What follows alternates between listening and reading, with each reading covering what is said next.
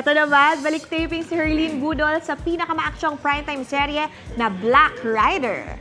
Ayon kay Herlene, fresh start daw ito ngayon 2024, lalo't marami raw kasi siyang natutuhan sa nakaraang taon.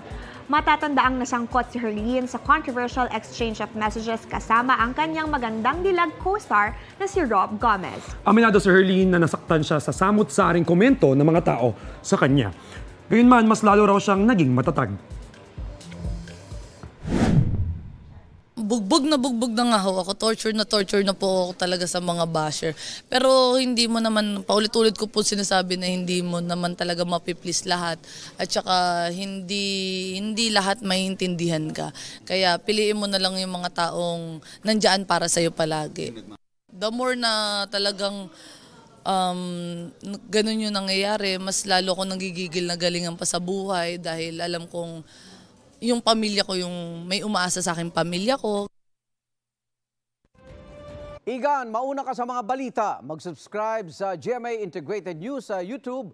Sa mga kapuso abroad, subaybayan nyo kami sa GMA Pinoy TV at sa www.gmanews.tv.